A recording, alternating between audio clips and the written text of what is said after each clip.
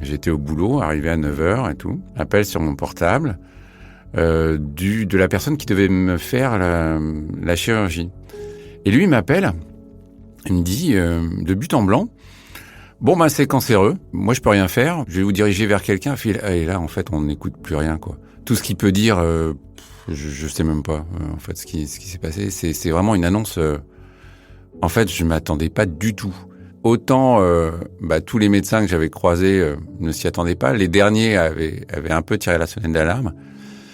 Mais j'avoue que là, du coup, ça va s'enchaîner. Là, je me dis comment je vais annoncer ça à ma femme qui, donc, était enceinte. Podcast Story réel. On l'avait pas annoncé à personne. Ça va aller assez vite. Du coup, on va annoncer à mes parents 2 choses. Ma femme est enceinte et j'ai un cancer du sein. En même temps.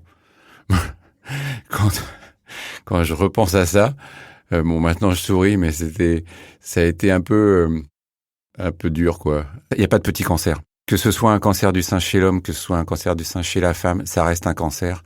Et je sais que même pour les femmes, on a tendance à minimiser les cancers du sein, parce qu'il y en a beaucoup. Mais ça reste de toute façon une annonce assez bouleversante. On va pas faire de la dentelle, on va retirer tout. Chez un homme, de toute façon, c'est pas très gros. J'aurai une cicatrice, voilà, je vais pas faire de chirurgie réparatrice, ça c'est bon, voilà, c'est un choix. Je vais aller à l'Institut Curie. Le temps entre le début de l'opération, le début des traitements et l'annonce du cancer est le moment le plus compliqué à vivre parce que on est dans le doute, on sait pas ce qui va se passer, on sait pas à quelle sauce on va être mangé. On a cette annonce de cancer, on sait pas quoi en faire. C'est le moment le plus difficile. Ensuite, on connaît les traitements. Moi, on savait pas tout à fait ce qui allait se passer. Et je me souviens que juste après l'opération, en fait, la chirurgienne vient nous voir en disant, bon, a priori, il n'y a pas de métastase. Donc ça, c'est une bonne nouvelle. Par contre, je vais avoir de la chimio. C'est 6 séances de chimio. Et cette annonce de chimio, elle est dure aussi. C'est une chimio préventive. Pour éviter toute récidive, tout problème, on va faire les 6 séances de chimio. Donc c'est les mêmes produits que pour les femmes. C'est les mêmes dosages. Moi, c'est une séance tous les mois. Ce qui est important, c'est que juste avant de reprendre une autre séance de chimio, on fait un bilan sanguin. Il faut qu'il y ait assez de globules blancs, il faut qu'on soit en forme, etc. pour supporter donc cette nouvelle chimio qui rend malade, on le sait, qui est difficile à supporter. Il va y avoir 6 mois. Et moi, mon objectif, c'est d'être en forme pour accueillir le bébé.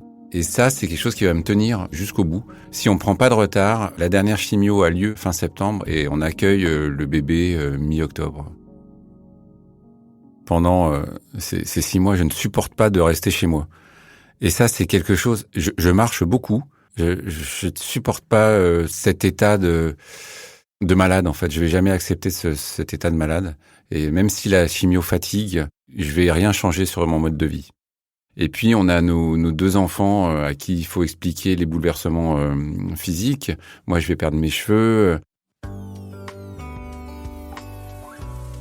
À la suite de chaque séance de chimio, le soir, je suis vraiment pas bien. Je vais perdre du poids, environ 5 kilos à chaque semaine, mais que je vais reprendre après. Ce qui est important, alors encore une fois, pour moi, c'est de garder une vie sociale et un rythme de vie. Je suis en arrêt, j'ai souhaité être en arrêt. Mais par contre, je garde ce rythme. Je vais accompagner les garçons, nos garçons à l'école. Tous les matins, je vais aller les chercher le soir. Comme ça, ils voient, papa est toujours dans la vie. Ça, c'est vachement important. Et puis pour moi, je continue d'avoir une vie sociale. Je vais voir ma femme sur son lieu de travail pour manger avec elle. Je vais voir des expos. En fait, ce lien-là est vachement important. Les gens qu'on croisait à la sortie de l'école, je pouvais pas éviter les questions, mais il y en a pas eu beaucoup de très gênantes. Je me souviens, c'est le papa d'une petite copine de mon fils qui vient me voir, mais je pense qu'il était un peu missionné par les autres. En gros, j'avais plus de cheveux, donc j'avais tout le temps une casquette. Donc on peut essayer de raconter des choses, mais on n'a plus de cheveux. Et puis ensuite, on a de moins en moins de poils. Il y a un faciès particulier quand on a des chimios, c'est les cils et les sourcils qui deviennent très éparses.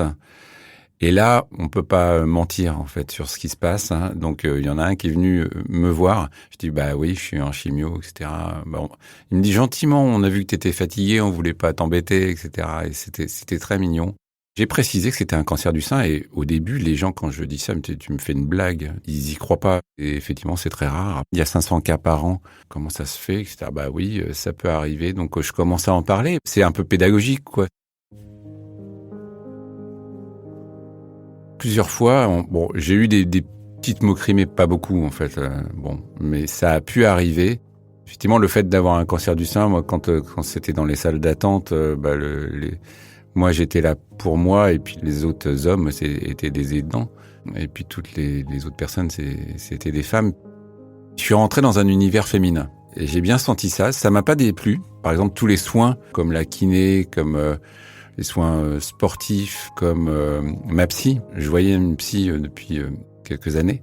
Quand j'ai annoncé que j'avais un cancer du sein, ma psy m'a dit qu'elle aussi avait eu un cancer du sein. Et elle a été d'un soutien vraiment incroyable. Et ça a changé ce rapport qu'on avait tous les deux. J'ai appris quelque chose. Ces femmes qui m'ont suivi, qui m'ont accompagné, mais d'une manière très discrète, très bienveillante. Il y a eu la nounou aussi au parc, en fait, qui nous a aidés, ma femme et moi, pour les petits, parce que c'était compliqué. Moi, j'avais le bras qui était en écharpe, et puis ma femme, donc la grossesse, 3 mois, 6 mois, ça devient plus compliqué de se mouvoir, et par exemple de prendre les bains, de faire prendre les bains pour les enfants. Et la nounou nous a jamais posé de questions, et nous a juste assisté, et a bien vu que c'était compliqué, mais elle a été d'un soutien indéfectible. Enfin, c'était assez incroyable. La kiné, elle m'a donné plein d'astuces. Et il y a toute une ouverture qui s'est faite. Et pour moi, en fait, ce que ça m'a apporté, déjà, j'ai accepté la main tendue. Ça, c'est très important. Ça a engagé un espèce de processus de témoignage de ce que je fais aujourd'hui, par exemple. Et en fait, d'ouverture de la parole. Toutes ces personnes m'aidaient avec bienveillance, en écoutant ce que je pouvais leur dire. Moi, inversement, je les écoutais. Il y a eu une facilité pour témoigner et puis pour échanger et pour écouter. Je viens d'une famille où la parole est plutôt compliquée. On se plaint pas. Voilà, on encaisse les aléas de la vie, les difficultés, et puis on se plaint pas. Moi, c'est pas que je me plains, mais c'est que dans ce témoignage, j'ai compris que ça pouvait servir à d'autres. Faire passer un message sur cette maladie et sur l'ouverture de la parole, pour moi, c'était vachement important. Après la chimiothérapie, j'ai dû aussi avoir un traitement de l'hormonothérapie. C'est pour ne plus avoir d'hormones du tout féminines. C'est pas facile non plus. Alors le côté étonnant, c'est que j'avais des bouffées de chaleur. Déjà que j'avais un cancer féminin, mais en plus j'avais comme si j'avais une ménopause avant l'heure. En fait, des bouffées de chaleur, ça joue sur la libido, quoi. Et clairement, qu'on soit un homme ou une femme, soyons francs, déjà qu'il y a la maladie, il y a la chimio, notre corps a changé. Moi, j'ai une cicatrice, c'est quand même pas, c'est pas anodin. Bon, j'avoue que ça fait beaucoup, là, c'est compliqué. En plus, c'est un cancer féminin, voilà, on peut se poser des questions sur la virilité. Bon, tout ça, il faut jouer avec ça, il faut jouer avec cet équilibre. Moi, je perds pas de vue ma position de papa et de mari, mais tout ça est bien compliqué à gérer. Voilà, ma femme qui est enceinte. Moi, j'avais une petite appréhension. Je me suis dit, bon, je sors d'un cancer, je vais être fatigué. Et le bébé arrive direct. Est-ce que je vais pouvoir bien aider ma femme, bien accompagner? Mais j'ai réussi en fait. Et ça, c'est ma kiné qui m'avait dit, mais vous allez voir, tout va bien se passer. Et elle avait raison. Juste à la fin de la chimio, pratiquement la dernière séance, donc la 5e séance qui est arrivée, donc moi avec mon échéance fin septembre et le bébé qui arrive mi-octobre, je ne savais pas si j'allais enchaîner sur une radiothérapie. Et jusqu'au dernier moment, ça je me souviens que c'était encore quelque chose de très angoissant, jusqu'au dernier moment j'appelais l'Institut Curie pour savoir, suivant les résultats que j'avais suite à la chimio, est-ce que j'enchaînais sur la radiothérapie. J'avais aucune envie de... Et effectivement, heureusement, j'ai pu échapper à la radiothérapie. C'était il y a 7 ans, j'ai 3 beaux garçons, tout se passe bien, c'est derrière nous. Mon garçon, il va avoir 7 ans dimanche. Donc j'ai des repères, j'ai aujourd'hui 55 ans, Ça a été un bilan par an et l'hormonothérapie pendant 5 ans. Mais c'est vrai qu'en repensant à tous ces épisodes, la chronologie, heureusement que j'ai pas lâché l'affaire et que j'ai continué à essayer de prendre les devants. Et c'est ça qu'il faut garder en tête, c'est quand on a un doute sur son état, quand on a une suspicion. On sait que quand on va voir le médecin, on est dans une position un peu fragile. Qu'est-ce qu'il va nous dire? Quel est le diagnostic? Il faut se faire confiance, continuer à frapper à la porte, parce que c'était pas normal. Moi. Enfin, au fond de moi, je savais bien que c'était pas normal. Les médecins, jamais n'ont pensé que ça pouvait être un cancer du sein. Finalement, j'ai eu raison de continuer et qu'on aille au bout de cette affaire, quoi. C'était important et ça aurait pu mal tourner, plus mal tourner que ça. Il faut se faire confiance, pas lâcher l'affaire. Ensuite, faire confiance dans les bons médecins parce qu'on les reconnaît. Et accepter la main tendue, ça aussi, c'est quelque chose. C'est pas facile pour un homme. C'est peut-être plus difficile pour un homme que pour une femme. Après, on va pas faire des problèmes de genre. Mais voilà. Toutes ces personnes qui m'ont accompagné, c'est des trésors, quoi, vraiment. Podcast Story réel. Racontez votre histoire. Ne manquez aucun épisode de Podcast Story. Abonnez-vous et mettez 5 étoiles sur Podcast Addict, Amazon Music ou Spotify.